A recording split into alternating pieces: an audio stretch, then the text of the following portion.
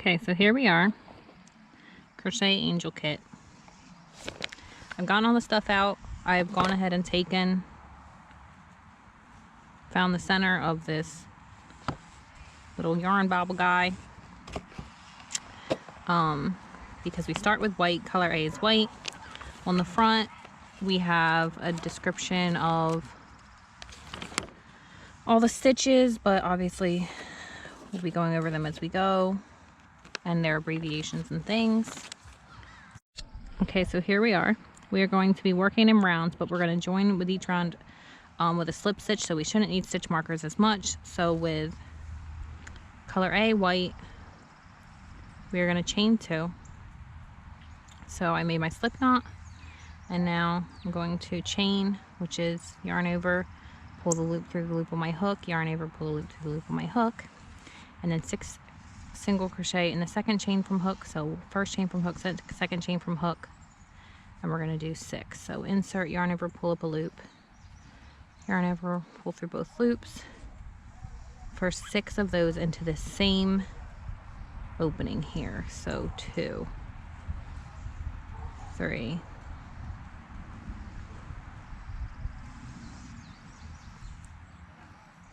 4,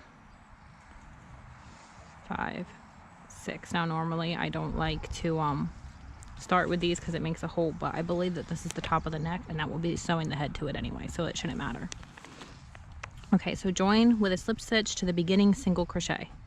So 1, 2, 1, 2, 3, 4, 5, 6.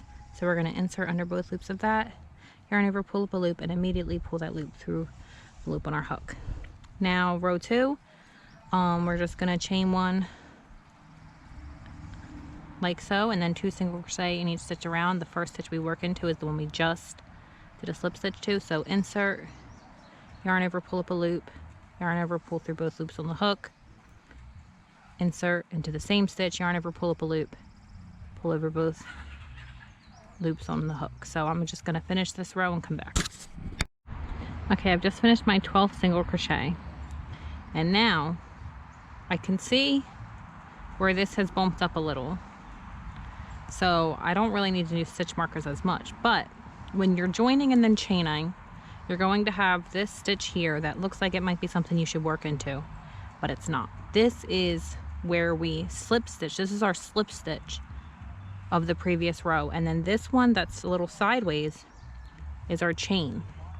So if you want to think of it this way, it's kind of like skipping 2 stitches or 1.5 stitches, but this is your slip stitch, this is your chain 1. So we are going to join with a slip stitch to our first single crochet, which is this guy over here. Now our next row wants us to just we got some brackets, so single crochet in the next single crochet, 2 single crochet in the next single crochet as an increase all the way around, which is a pretty standard increase row. So I'm gonna increase into the same, or single crochet into the same stitch. So insert under that stitch, pull up a loop, yarn over, pull through both loops on the hook, and then the next stitch will be 2 single crochet in here to be an increase like so, and then I'll repeat that set of 2 all the way around. Here I am at the end of this row. Again, I have my previous slip stitch and my chain, so at the end of this row we're supposed to have 18 stitches, so we'll do a count. So we have 2, 4, 6, 8, 10, 12, 14, 16, 18, which is how many we're supposed to have. Now if you want to keep using stitch markers, that is totally fine. In that case, I would suggest probably putting one in the first and last stitch of your row each round, to help you learn that what these 2 are and that you don't work into them. So the next row, which for the next several rows, we're basically going to be doing the same thing, but with an increase in the amount of stitches we do single crochets in before we do the increase. So our next row is single crochet in the next 2 and then increase. The next is single crochet in the next 3 and then increase, and then 4 and then 5. So I feel like at this point, let me do my slip stitch and my chain. That's probably enough of a demonstration of those things. So I'm just gonna complete those rows and then I'll be back. Okay, so here we are finishing off this row, which is the single crochet in the next 5 single crochet and then increase. So 1, 2, 3, 4, 5, 1, 2, and there's our slip and there's our chain. So now I will count these before I join. So 2, 4, 6, 8, 10, 12, 14, 16, 18, 20, 22, 24, 26, 28, 30, 32, 34, 36, 38, 40, 42, and we are supposed to have 42. Now for the next couple of rows, 8 through 16, so quite a few, it just wants us to chain 1 and single crochet and each stitch around and then join. So now with situations like this, you do want to kind of keep track of that. So as soon as I find my pen over here, I'll just write the numbers 8 through 16. 11, 12. And as I do these, I'll mark that off. I'll do the first one, but this is pretty straightforward, and I guess a lot more of my explanation is in the unicorn video, but hopefully this will be explanation enough. So we're just going to single crochet and each stitch around. So this first stitch is the one that we slip to. And if you're doing these increases where each row just goes up a number, you know, single crochet 1, single, and then increase in the next stitch, and single crochet 2, increase in the next stitch, your increase will actually fall into the second stitch of your increase of the previous row. So, you know, if you just sort of for a second lost focus and lost count, that's kind of a way you can tell too, because the first stitch of the increase will be your last one of the set, the numbers that you are single crocheting, and then the second crochet of your increase will be where your next increase goes. But that only counts, I think, in the round. And if you're just going up by one number, like if you are, or if you're working in the round but you're chaining and turning, then the intervals may not be the same anymore. So, and you also have these little bumps that just looking at it, I can pick out that that's where my increase is. They are small, but they're noticeable if you have even tension the rest of the time.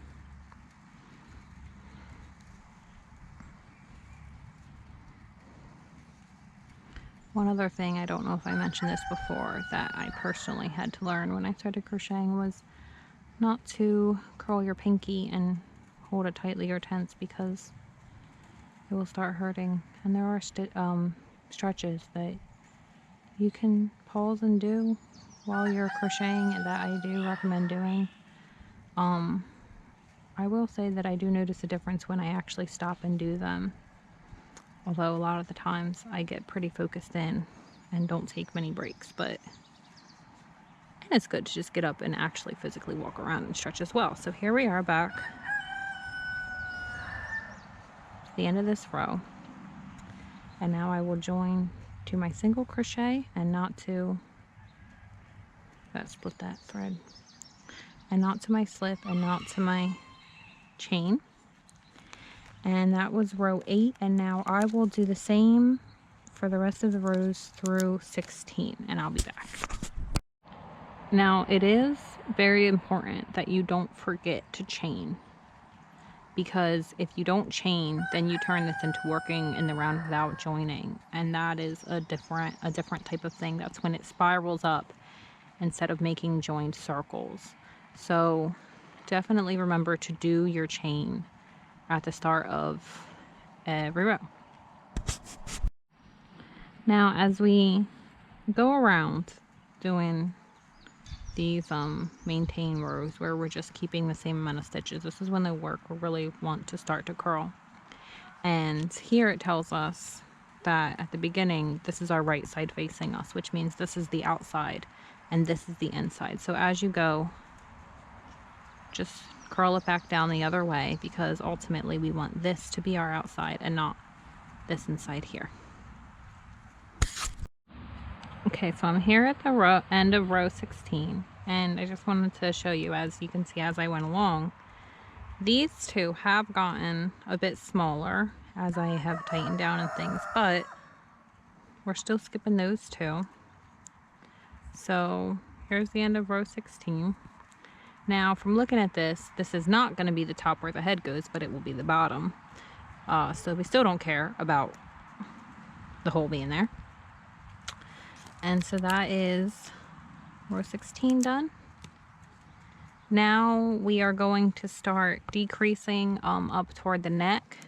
So it'll actually be basically similar, same thing in reverse, except in each round, in between each round of decreases, we're going to do a row of single crochet around. So I will demonstrate.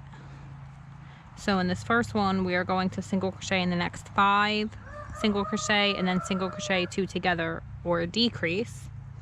So 1, 2, 3, 4, 5. I did do a count, by the way, to make sure I still had the right amount of stitches. I guess I didn't do one at the end. I did one partway through, so I'll do one first, actually. I prefer to do it without the join because then I know what I'm looking at.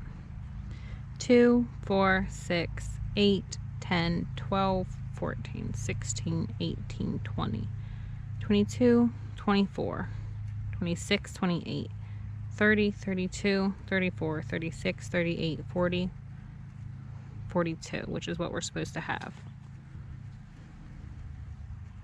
Don't mind me. I think there was a bug on my neck. Okay. So, chain 1, and then 1, 2, 3, 4, 5. Now we're going to decrease, single crochet 2 together, so we're going to insert under the next stitch, yarn over, pull up a loop, and then immediately insert under the next stitch, yarn over, pull up a loop, yarn over, pull through all 3 loops on the hook, and then we are going to continue that pattern around, single crocheting 5, 1, 2, 3,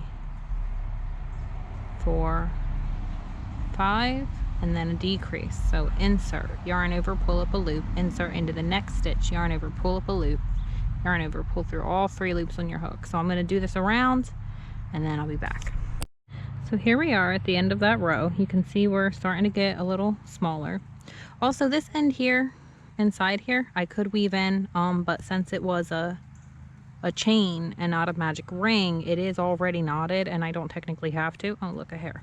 The only thing I would be worried about is this end working its way out of the project at some point, but I don't think that it will, and so therefore I don't really care. So our next row is going to be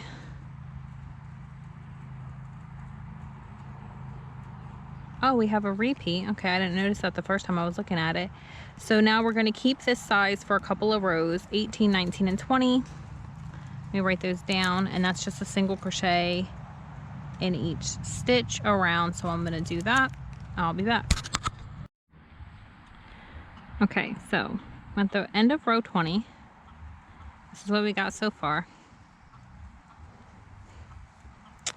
And now we are going to basically repeat that same set of rows, both with the decrease and then with the multiple rounds of single crochet in each stitch around, until the end. So this next round is going to be single crocheting in the next 4 and then a decrease around, and then we're again going to have a set of rows, 3 rows, where we're single crocheting each stitch around, and then we're going to repeat that with a smaller interval between the single crochet, so 3 and then a decrease, and then again with 2 and then a decrease each time with the rows of single crochet around. So I'm actually just gonna turn this off, finish that out, and then come back at the end, I guess, for the fasten off and the stuffing. So here we are at the last round of the body section doing our single crochets around. We checked our count. We have 18 stitches like we're supposed to. And I actually really like this part, both in crocheting and knitting, when you're doing the decrease rows and each row just gets a little faster to complete, because it feels like you're getting a lot done. You're going to mark off a lot of the rows. So that's just part of the process that I really enjoy. So after we finish this row, we are going to fasten off and we will stuff the body portion. So here we are. To fasten off, I'm going to, just like I have in the rows before, I'm just going to slip stitch to the first single crochet of the previous round. I split my yarn a little bit there, but that's okay. I'm going to tighten that down. And it does say leaving a long tail for sewing. So I'm going to pull this out a bit. Let's see. That's probably enough. I'll cut this end down here. If I try to cut it up here in one of these loops, I'll most likely cut the wrong one.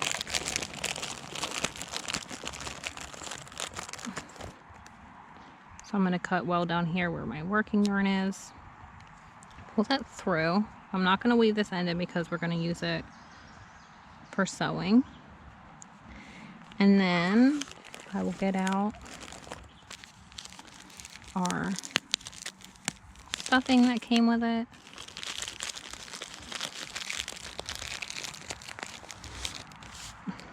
Wow, it looks like we're going to use quite a bit, maybe all of this almost on just the body, but okay, so we're just going to start with smaller amounts to get it well down in there.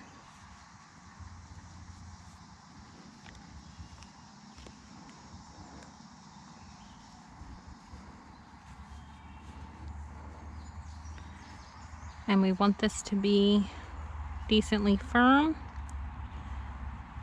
if we want this angel to kind of stand up. So I've got a good amount, I feel like, in the very bottom. And I'm just kind of pressing this a little bit to try to keep it in a flatter shape. And she doesn't look like she'll stand right now, but they didn't tell us to try to flatten that out any, so maybe she just kind of wobbles. But more stuffing.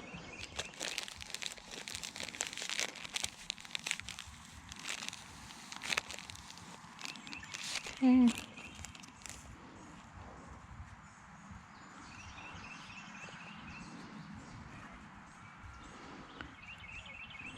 I want to put more in here. I'm a little worried about the amount they're giving us. Will you stand? Maybe it's not meant to stand on its own at all, because it doesn't have feet, right? Yeah, you don't have feet. But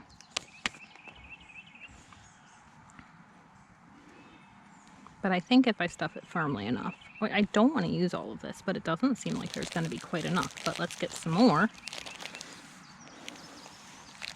Because truthfully, I have more of my own stuffing that I can use if I need to. And since we're not closing this, honestly, we can always take some out and redistribute this later if we really need to. Because we're not closing this until, I believe, until we assemble. Okay, so here is it stuffed. I'm just sort of arranging a little bit so that it doesn't kind of have any little bulgy sections, and try to make everything nice and smooth. And then she'll kind of stand, but not really. I guess we'll deal with that later. But here is the completed body section. There are gnats biting me. And that'll be it for today. We'll be back to work on, probably do the arms. Honestly, we might be able to do almost everything but assembly next, depending on how small some of these pieces are. So that's it for now. Hope this helps. Later.